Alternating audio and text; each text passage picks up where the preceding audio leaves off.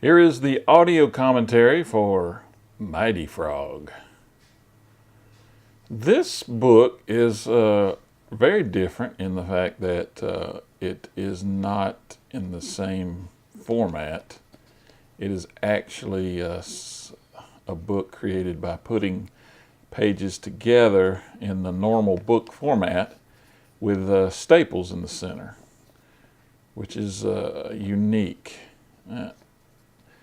It may have just been an idea to try something different, to make it look more bookish. Of course, this is 1980, about 4 years into creating Cricket books, so maybe it was just an idea to do something different. I did not create many books in this vein. Some of them are created like this, but it takes a little more work to create a book like this, whereas you would have you could make one of the other books very easily without having to put pages together like this. So this is Mighty Frog, once again done in pencil, as most of them are, for ease of drawing and correction if needed, and never was intended to go back and ink it in. So you'll see the manifest page is here, and this is number 42, so about 42 books in. All of this is well established by now with the symbols and the icons. This is new. So when coming up with the idea of Mighty Frog, you'll see right away, if you've already watched the video of the reading of it, where the influences are. This is pretty much a straight-on duplication of Superman, and you'll see the similarities right away. Once again, I create these in a stream of consciousness, kind of building the story. I have kind of an idea, where I want to go with it, but not specifically.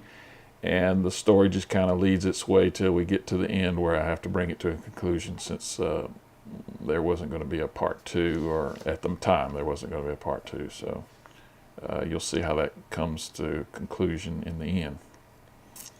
So of course we have the origin story. You always have to have an origin story with a superhero, and this one is no different in that nuclear waste and nuclear things have powers that can do things to alter creatures in ways, in this way,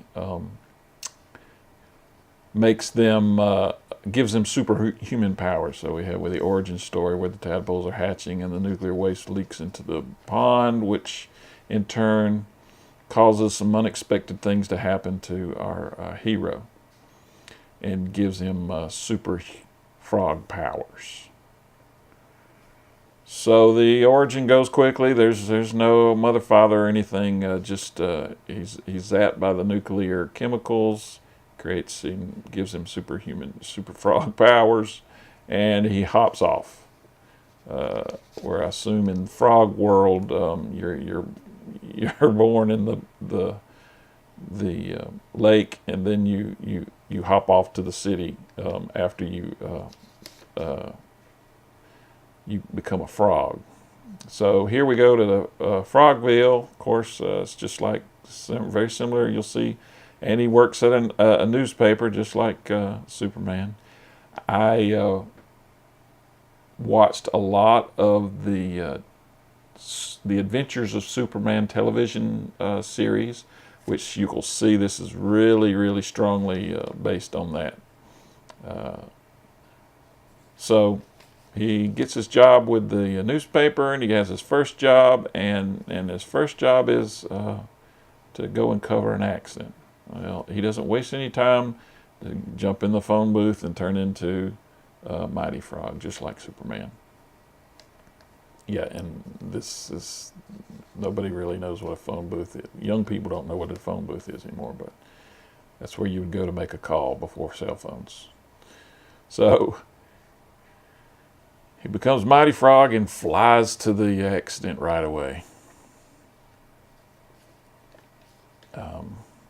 This is his first appearance in town, so there's some questions about who he is, and he's able to rip into the car and save the woman.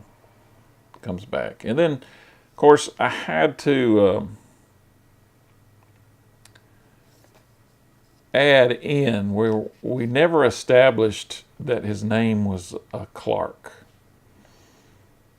So as we're going and telling this story of his one of his first rescues, I had to add in here that he becomes Clark Frog, and I never gave him his name. You know, he's never named up until this point, where I felt that maybe the reader was going to misunderstand who he was. So I put Clark. I had to name him here as we're talking about Mighty Frog. He is now Clark Frog in parentheses. So that's was a problem in the story, in that I didn't get his name in there. Most of these, like I said, are stream of consciousness stories. So there was never a rewrite or a time I'd go back and try to correct some of the errors in the mechanics of the story. So he makes his rescue and he returns to the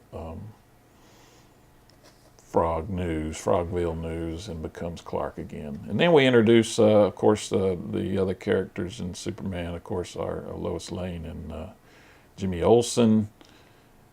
And of course, in here they're Lois Frog and Jimmy Frog, and they arrive, and they've already established a relationship here. This is all.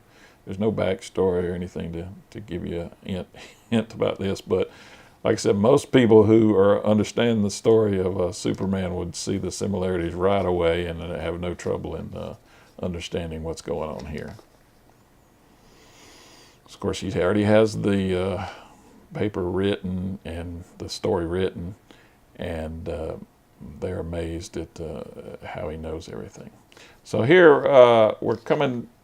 I see that I have a few more pages, so he's got to have one more adventure to try to wrap the story up. So maybe the idea was eventually to do a series of Mighty Frog. This wouldn't be the only one. He would be like Superman and have multiple stories, so I didn't do that.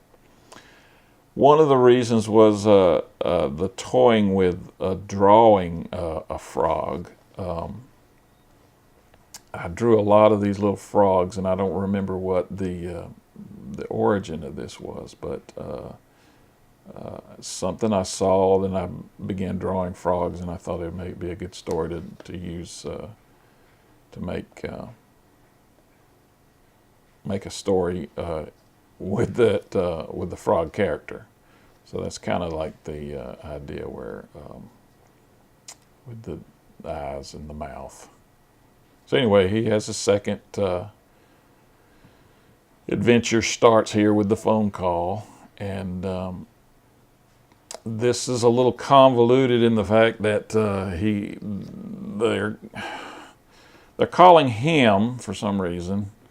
So he takes the call and doesn't get any information, so they all jump up and rush out the door, and he uses a little tactic to go back for his hat